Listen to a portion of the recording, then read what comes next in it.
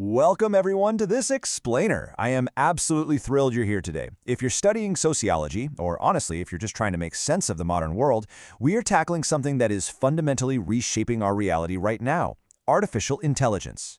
But look, we aren't just going to sit here and marvel at the latest tech updates or the magic of large language models. We're going to look at AI through a much sharper lens. We're talking about a massive, seismic, structural shift in human society, and we're going to break it all down using some of the most powerful sociological theories ever developed. Okay, let's dive into this.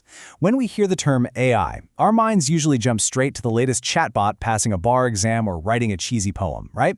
But the reality of algorithmic automation hit the global working class way before chatbots went viral.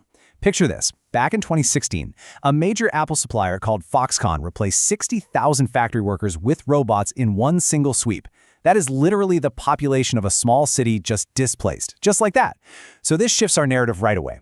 AI isn't just some cool digital novelty, it's a profound disruption to human labor, our economies, and our entire social structure. To truly understand this shift, here is our roadmap for today. 1. Marx, labor, and global inequality. 2. State control and culture. 3. Durkheim and the sacred.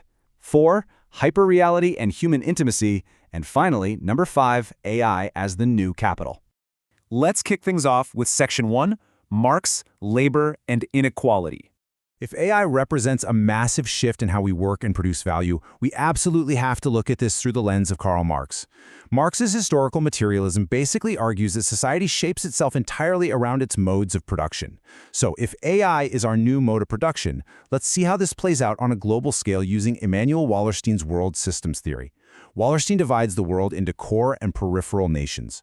Today, the core countries, mainly in the US and Europe, house the massive AI tech giants. They build the algorithms and rake in massive financial windfalls. We're talking exponential profits. But here's the catch. AI needs fuel to run, and that fuel is data. Where is it coming from? Peripheral countries, like India, which has immense internet penetration and a massive population. These developing nations are aggressively mined for their raw data. So you have a situation where privacy is lost by the periphery, while the profit is captured by the core. And what about the actual people working within this new system? Think about the last time you ordered food delivery or hailed a ride. Platforms like Uber and Zomato are entirely dictated by AI algorithms. These algorithms manage, track, and even penalize workers with this strict, cold, code-driven efficiency. These modern gig workers lack traditional legal protections. They face constant threats of physical harassment on the job, and they're subjected to relentless algorithmic surveillance. It's exactly like the AI productivity trackers Amazon uses in its warehouses. This specific plight of the gig worker connects perfectly to Emil Durkheim's concept of anomie. Anomie is this terrifying condition of normlessness, when society changes too fast, like shifting from traditional employment to algorithmic gig work practically overnight. The old rules and protections just vanish before new ones can even be written. These workers are left feeling entirely alienated, isolated, and completely adrift in a system that basically views them as just data points on a map. Moving on to Section 2. State control and culture. The impact of AI goes way beyond just the economy. Louis Althusser argued that governments don't just control people through physical force, like the police or the military. They use what he called ideological state apparatuses. These are tools that subtly maintain the dominance of the powerful and suppress the resistance of the ruled. Now, what's really interesting about this is that in the modern era, sociology suggests artificial intelligence functions as the ultimate ideological state apparatus. Consider this real-world timeline of escalation. In the US, back in 2018, tools like PredPol and immigration vetting algorithms were flagged for reinforcing racial and religious profiling, literally locking historical biases deep into their code. By 2019, authorities in Hong Kong were utilizing AI facial recognition to actively track and suppress pro-democracy protesters. And perhaps most chillingly, look at India in 2023. During massive protests by Indian wrestlers against sexual harassment, a deepfake image was generated showing the wrestlers smiling happily in a police bus. The goal? To completely alter the narrative and discredit their movement using a synthetic AI fabrication. This is the state apparatus in real time, folks. Let's shift gears to Section 3, Durkheim and the sacred. Moving completely away from politics, how does an algorithm interact with human faith? To understand this, we're returning to Emil Durkheim. Durkheim argued that all of human society is strictly divided into two categories. You have the sacred, things that inspire awe, reverence, and spiritual connection, and then you have the profane, the mundane, material, everyday objects, which absolutely includes technology. Now, historically, these two worlds do not mix. And this brilliantly illustrates our next point. Meet Mindar. No, that is not a sci-fi movie prop. That is an actual AI robot priest currently active in Japan, delivering Buddhist sermons. I want you to ask yourself, where does a physical, code-driven machine fit into Durkheim's rigid dichotomy? It's a piece of technology, right? The ultimate profane object. Yet it's delivering divine teachings and participating in the sacred. AI is actively challenging the very boundaries of how we experience spiritual revivalism and the divine.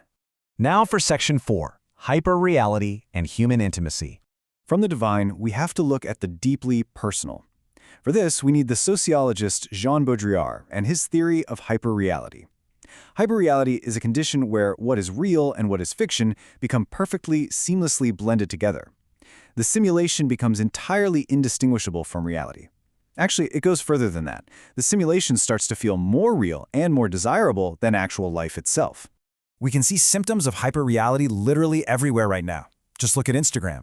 The theory suggests these flawless, perfectly curated lives function like virtual Disneylands, making our real, messy lives feel totally inadequate. But it goes so much deeper. We now have AI platforms like Anima providing synthetic romantic partners, replacing the natural friction of human intimacy with a perfectly compliant algorithm. Even marriage, through platforms like Shadi.com, is increasingly dictated by data points rather than human intuition. Sociologist Ulrich Beck calls our modern era a risk society, where we face completely unknown, modern uncertainties. By outsourcing our intuition to algorithms, we are willingly thrusting ourselves deeper into those uncertainties. Finally, we arrive at Section 5, AI as the new capital. Pulling all these structural theories together, we look to Pierre Bourdieu. He famously taught us that money isn't the only form of power. We have economic capital, for sure, but we also have social capital, political capital, and symbolic capital. So, the crucial point is that what we are witnessing today is the undeniable rise of a fifth pillar, technological or AI capital. Your ability to access, understand, and leverage AI is now a massive form of capital that literally determines your social mobility. Those who have it are going to accelerate forward, but those in regions without digital access, like parts of sub-Saharan Africa or rural areas globally, they are going to face a massively widening digital divide. Which leaves us with this final, absolutely vital question. Is artificial intelligence just a fancy new technological tool, like a faster calculator? Or is it a mirror? As we've seen today through the eyes of Marx, Durkheim, and Wallerstein, AI is reflecting and actively magnifying our deepest societal inequalities, our biases, and our values. I really want to challenge you to look at this AI mirror critically in your own daily lives. Recognize when you're the data being extracted, and recognize when the algorithm is shaping your reality. Thank you so much for joining me on this explainer. Keep asking the hard questions, and I'll catch you next time.